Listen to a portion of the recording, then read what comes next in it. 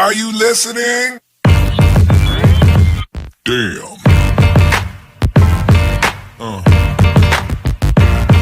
Yeah.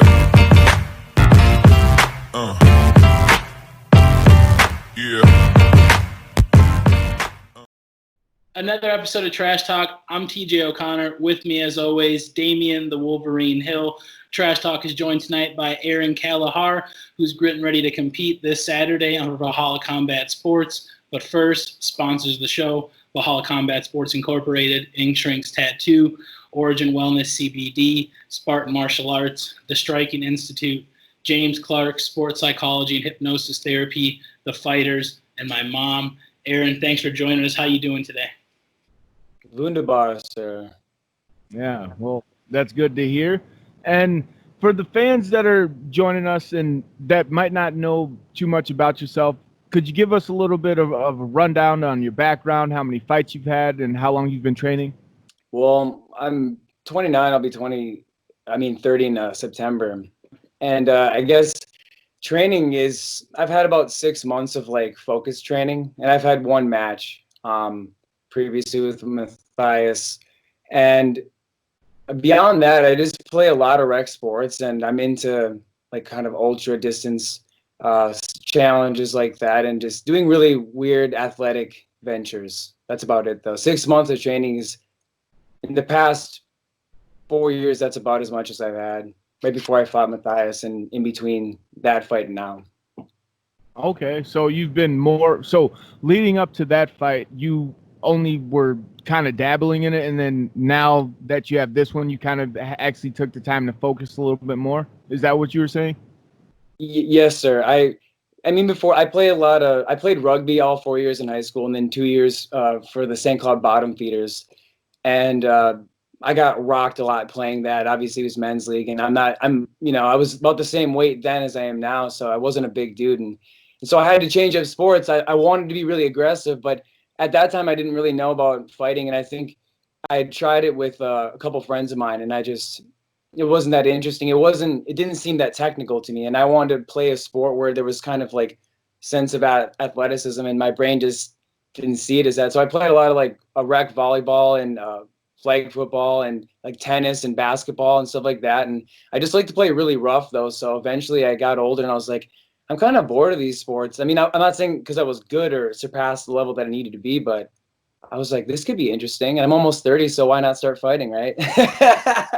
Well, I mean, it's some people say that, oh, why would you wait that long? But honestly, I feel like it's a perfect time to start if you're going to start at all, because the window for success in the sport is so small. And I mean, granted, with all the people that are having the most success at the highest level right now, they all are in their 30s and late 30s. So it's, it's not a bad time to start. And yeah. I guess you mentioned it with you like to play rough a little bit, and you played. Rugby is a rough sport, and it's a sport that takes a lot of endurance. Is that one of the things that gave you a little bit of confidence coming into martial arts, knowing that you have dealt with tough and endurance sports before? Yeah, no, absolutely, man, because it's 80 minutes, and then if it kind of goes into overtime, it could be 90 minutes, 95 minutes. It just depends on the sir or the whatever. And soccer is the same way too, and that's a huge endurance, but it's the contact. It's like you could get really jacked up. Someone could give you the worst dead leg of your life in the first 5 minutes of the game, but you better get up because your team needs you. And if you're not gonna play and get up and keep playing, they're gonna be like, get the hell out of here, man. We don't want you. And so it really kind of fostered that, like, hey, get the hell up. And if it hurts, yeah, we all know we're all hurting, buddy. Get some freaking Gatorade and get back in. Yeah. So I guess getting back more into the martial arts aspect of it, you had the one fight you said, and it was successful for yourself. You are 1-0 officially. How are you feeling about your performance in that first fight? Oh, it was horrible, man. I honestly wish someone had a video. My one of my buddies was supposed to film it, but instead he took a photo of the fight and wasn't videotaping it. So I just got like, it was funny, and it's whatever, man. It was a fight. Someone has it out there. The internet has it and possesses it. If somebody has it, please.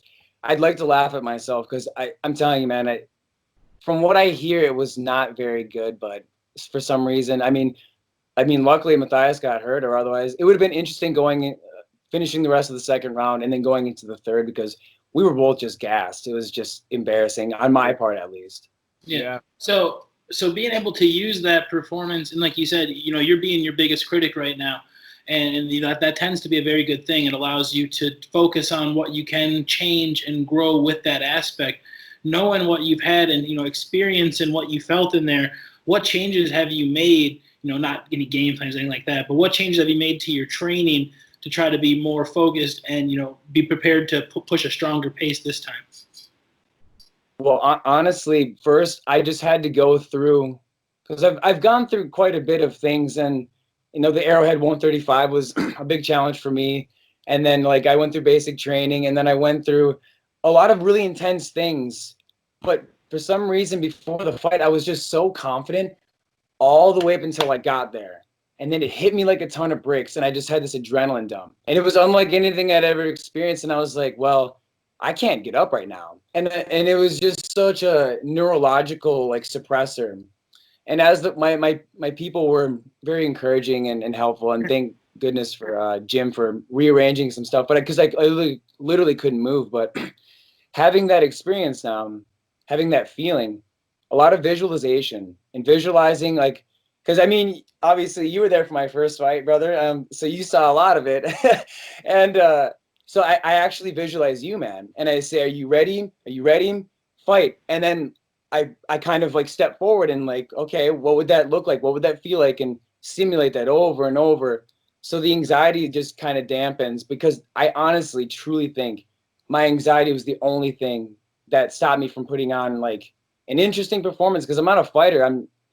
I don't know what it'll look like when I actually fight with Josh, because I've never done it before. So it'll be interesting for everybody, including myself, to actually see what it'll be like to hit another human being as hard as you can, and not get in trouble for it, I guess. Well, no, I like what you said with the visualization, because it's one of those things that I feel is underutilized, or at least people might do it and not know that they are actually doing it, because I do it all the time.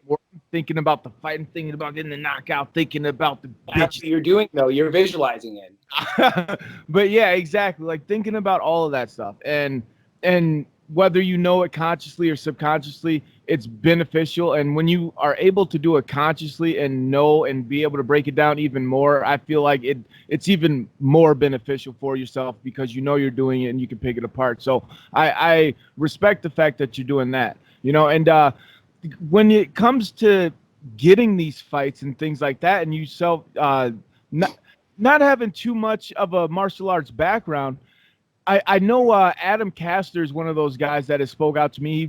He actually reached out to me and was stressing that we get this interview, we need to get it done and all that stuff. And I'm like, we were already working on it, but he stressed it. Is he one of the guys that sets up the fights for you, or how do you get your fights for yourself? So yeah, that was actually we met because he had commented on when I was doing the Arrowhead 135. He was like, "Dude, that's badass. Let's hook up sometime." And it's just and then we didn't for a while, and then we met up, and man, he basically hooked me up with everything right now. Started me off, and I had been to Valhalla back when it was at its old location a long time ago, and I trained there a couple of times with some people that I knew back then. Nick Schmicky and Tony Roth, and that was kind of where I got a little introduction to those guys, and they just like to beat the shit out of me and Tony's cousin Pat, and that was basically my role for them, was their punching bag, which was really good, because I feel like everybody should start out with a really wholesome defense before you even think about trying to hit someone else, because when you know what it's like to get hit, where you can hit somebody to really make it effective, I guess. True. I like that. Yeah, definitely. No, you got to know those adverse situations. And you mentioned, you have a history of, the rugby scenario where you're with your team and you're pushing back, and that instills that mentally into your head. So, you're prepared. I'm going to get hit. It's going to hurt. I need to bite down, move forward, and, keep doing the thing. And I'm excited to see how this goes. I like your confidence going in with it. You sounds like you've been putting the work in here since your last fight. Before we wrap it up, always like to give a shout or a platform to thank any teammates, sponsors, anything like that. And I'm going to start it off just because you mentioned it. Shout out to Nick Schmidtke. I haven't heard of that guy's name in a while. Shout out. But the platform is yours, sir. Thank anybody you want. Oh, no, I will. Obviously, James Clark for hosting the whole event. Is just amazing that we can still continue to do this throughout this whole thing, and how the shows just seem to run really well, despite everything happening. And obviously you guys for like doing this, man, and continuing to grow your platform and like give, I guess, me a chance to just talk and get people to know me, because if they only saw my first fight and never talked to me, they'd probably be like, this guy just has like, is he a little slow or something? I don't know. I really wish someone has the video so they could give it to me. But I'd like to point out Adam Kastner, because he's been really pivotal in the past couple months, just getting me ready mentally. And he's had a lot of, it's hard for us to meet up a lot, but we talk a lot. And he helps me with the visualization and talking about it and getting mentally prepared. And obviously he's been going to Valhalla and training for a very long time. So he's just an epitome of wisdom that I can just lean on whenever I'm like, hey man, like, I don't know. I know 1, 2, 1, 2, 1, 2. He's like, I got something for you, man. So that along with Pat Miller, who's obviously the guy who I got beat up with back in the day from Nick and Tony, but he's huge right now also for me mentally and physically. And yeah, beyond that, my dad and my mom. Yeah. Man, dude, I love it. I really can't wait to see these fights, to see you perform. And I'm going to be performing on the same card. And this is just amazing. Dude. So everybody, if you don't have your tickets, reach out to Aaron right now. Get your tickets. It's not too late. Doors open up at 4:30. Fights or grappling starts at 5. Fights start at 6. Make sure you're there. Like this video. Subscribe to Trash Talk with Damian and TJ. Do not be a hoe.